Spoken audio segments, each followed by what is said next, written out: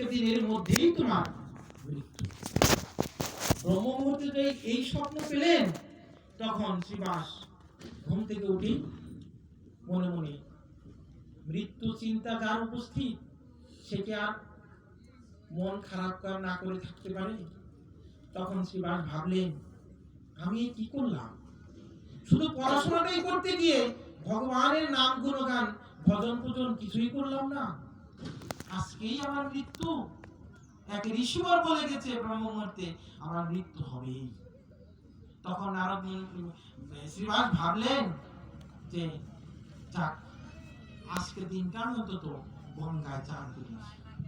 সেই সময় শ্রীবাস এক পায়ে দুই পায়ে হেঁটে হেঁটে গঙ্গা চানে যাচ্ছে, আর মনের বেদনায় মা গঙ্গাকে ডাকছেন, হে পতিত উদ্ধারিণী মা, তুমি তো পাপকে উদ্ধার করো, ভক্তকে রক্ষা করো। আমি তো জীবনে তোমার মহিমাও জানিনি, ভগবানের মহিমা বুঝতে চেষ্টা করিনি, শুধু পড়াশোনা নিয়ে ব্যস্ত থেকেছি। তো আমি শুনেছি তোমার কাছে সমস্ত মুক্তি, আমি আসছি তোমার পক্ষে চান করার জন্য। সেই শ্রীবাস টায় গিয়ে গঙ্গা চান করলেন। গঙ্গা চান করে উঠে আসছে, এক পায়ে দুই পায়ে হেঁটে হেঁটে আসছে। আসার সময় রাস্তা দিয়ে যখন আসছে, কণ্ঠে শব্দ ভেসে কি দেবানন্দ পণ্ডিত তার বাসায় তিনি ছাত্রদেরকে পড়াচ্ছেন। কি পড়াচ্ছেন? দেবানন্দ পণ্ডিত ছাত্রদের পড়াচ্ছেন এই শ্রীমদ ভাগবতের শ্লোক, শ্রীকৃষ্ণের রূপ বর্ণনা। তখন ওই ভাগবতের কথা ওই শ্রীবাসের কানে গিয়েছে। তখন শ্রীবাস ভাবলেন যে আমার তো আজকেই মৃত্যু, তাই আমি আজকের মতো গঙ্গা চানটাও করলাম, আর যেহেতু কানে একটু শ্রবণ হলো শ্রীমদ ভাগবতের শ্রীকৃষ্ণ রূপেরই বর্ণনা দেবানন্দ পণ্ডিত ছাত্রদের পড়াচ্ছেন, তো আমি একটু গিয়ে শ্রবণ করি।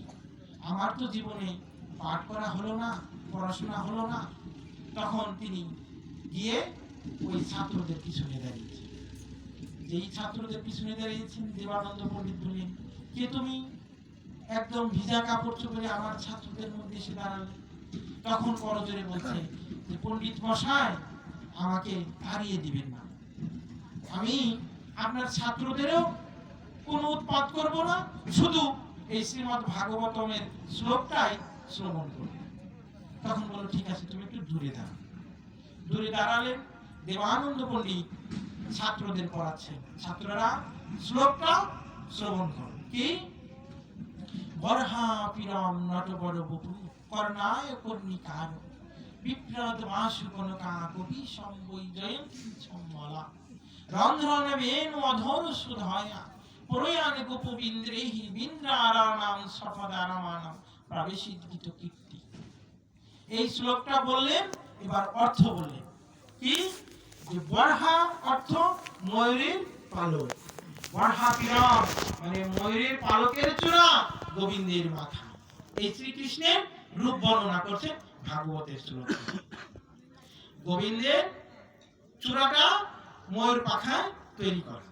এবার নটবর বপু, গোবিন্দ শ্রীকৃষ্ণ যে অঙ্গভঙ্গিতে দাঁড়িয়ে আছেন, নটবর মানে নৃত্য শিল্পীর মতো ত্রিভঙ্গ মূর্তিতে দাঁড়িয়ে আছেন।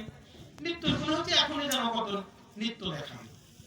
নটবর বপু করনায় কর্ণিকার, তার কানে রয়েছে কানের দাগ। বিপ্রাট বাসু এত সুন্দর কাপড় পরেছেন, স্বর্ণের জ্যোতিকেও হার মানিয়ে দিচ্ছে। বিপ্রাট বাসু কনকাকবি সঙ্গই জয়ন্তী, তার গলায় যে মালাটি রয়েছে পঞ্চ বর্ণের পুষ্প মালা, বৈজয়ন্তী ছম্মালা। রন্ধ্রন বেনু, অধর যে বাঁশি বাজছে সেটা রন্ধ্রন মানে ছিদ্র। তাহলে বাঁশিতে যে এতগুলো ছিদ্র, ছিদ্র জিনিস কি গোবিন্দ সেবায় লাগে? গোবিন্দ বললেন যে ইচ্ছাকৃত ছিদ্র গোবিন্দ সেবায় লাগে না, অন্যকৃত ছিদ্র।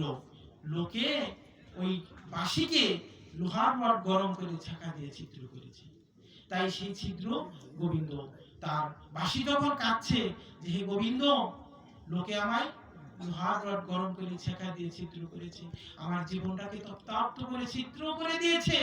আমি আমি কি করে আমার এই প্রাণ জুড়াবো? তখন গোবিন্দ এই বাঁশিকে তুলে নিয়ে তার অধরের সুধা দিয়ে তার তপ্তাপ্ত দেহটাকে সুরে পরিণত করে দিচ্ছে। অধর সুধায় পরিয়া গোপবিন্দ্রেহী, মানে কি গোপীদের সঙ্গে বৃন্দ্রারণম, বৃন্দাবনে সপদারমান, তার প্রিয় স্থানে প্রবেশ করলে গীতকীর্তি, লোকে যার গুণগান উত্তর করে। এইভাবে দেবানন্দ পণ্ডিত ছাত্রদের শ্রীমদ্ ভাগবতে শ্রীকৃষ্ণের রূপ বর্ণনা শ্রবণ করাচ্ছেন। এমন সময় কি হলো দেখুন, শ্রীবাস উঠানে বসেছিলেন, চিৎকার করে উঠান থেকে দুয়ারে পড়ে গেলেন, বারান্দা থেকে দুয়ারে পড়ে গেলেন। যেই পড়ে গেল, স্কুল তো ভেঙে গেল, ছাত্ররা কান্নাকাটি, দেবানন্দ পণ্ডিত একজন তিনিও কান্নাকাটি। আরে কি হলো, ছেলেটা কোথা থেকে আসলো, কি করে দাঁড়িয়ে একটু শ্রবণ করলো, আবার এখনই মৃত্যুর কোলে ঢলে পড়লো। দেবানন্দ পণ্ডিত তিনি কৃষ্ণের কাছে কৃপা প্রার্থনা করে সব ছাত্রদের নিয়ে তাকে সেবা যত্ন করলো। কিছুক্ষণ পর শ্রীবাস জেগে উঠল। তিনি তখন করজোরে বলছে, দেবানন্দ পণ্ডিত মশাই, আমি করজোরে আপনার কাছে ক্ষমা প্রার্থনা করছি। কেন? যে আপনার শিক্ষালয়ে আমি ব্যাঘাত ঘটালাম। কি করে? যে আপনার স্কুল ভেঙে দিলাম, কিন্তু পণ্ডিত মশাই আপনার কাছে যে আমি কি পেলাম তা আপনি জানেন না। কি পেলে? যে আজকেই কোন ঋষিবর আমায় ব্রাহ্ম মুহূর্তে স্বপ্ন দেখিয়ে আজকে আমার মৃত্যু লোক ছিল, আমি আজকেই মরে যেতাম, কিন্তু আমি আপনার এই ভাগবত শ্রবণ করে, শ্রীকৃষ্ণের রূপ বর্ণনা শ্রবণ করে যমরাজ এসে আমাকে নিতে পারলো না। তাই এই যমরাজ একটা ধাক্কা দিয়ে আমায় অজ্ঞান করে বলে গেলেন, শ্রীবাস এই দেখ আমার রূপ, ভয়ঙ্কর রূপ, আমি হলাম যমদূত, আমি এসেছিলাম তোকে নিয়ে যেতে, কিন্তু পারলাম না। তুই শ্রীমদ্ ভাগবতম, অমর পুরাণ শ্রীমদ্ ভাগবতমের শ্রেষ্ঠ পুরাণ ভাগবতের শ্লোক শ্রীকৃষ্ণের রূপ বর্ণনা শুনছিস বলে আমি তোকে নিতে পারলাম না। যেই কথা বললেন তখন শ্রীবাস বললেন, পণ্ডিত মশাই, আপনার কাছে আমি আজকে আবার প্রাণ ফিরে পেলাম। তখন বললেন যে আজ থেকে যে কটা দিন আমি বাঁচবো, আর আমি শ্রীকৃষ্ণের গুণকথা লীলামৃত নাম সংকীর্তন ছাড়া আমি আর থাকবো না। দেখেন, এই শ্রীবাস যখন বিবাহ করলো মালিনী দেবী সহধর্মিনী, এই শ্রীবাস অঙ্গনে যখন এই পঞ্চতত্ত্বের মহামিলনী কীর্তন হয়, সেই কীর্তন হওয়াকালীন শ্রীবাসের ছেলে মৃত্যুর কোলে ঢলে পড়ে। মালিনী দেবী ঘরে তখন শ্রীবাসের ছেলে এসে মায়ের কাছে ক্রন্দন করছে, মা আমার যন্ত্রণা হচ্ছে, তুমি আমায় একটু কোলে নাও। তখন শ্রীবাসের ছেলেকে মালিনী দেবী কোলে নিলেন। বলছেন, বাবা তোমার কি হয়েছে? বলছে, বাবা মা আমার যন্ত্রণা জ্বলে যাচ্ছে। তখন মালিনী দেবী বললেন যে যাও আমার স্বামীকে ডেকে নিয়ে আসো।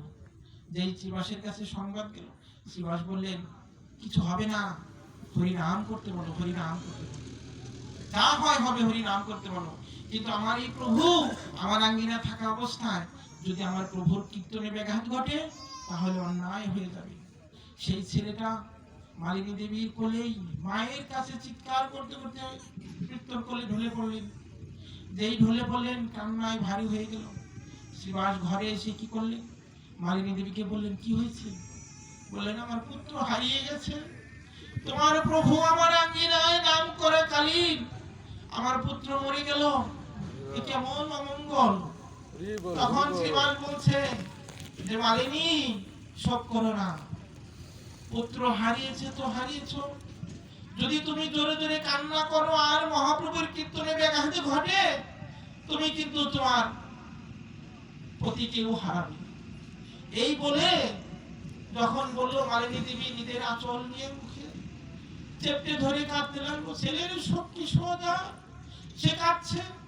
শ্রীবাস এসে বাইরে কীর্তন করছে, মহাপ্রভু তো অন্তর্যামী। বলছে শ্রীবাস, তোমার আঙ্গিনায় কি কোনো অমঙ্গল হলো?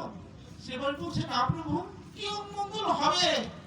যেইখানে স্বয়ং আমার প্রভুর সংকীর্তন, সেখানে কি অমঙ্গল হবে?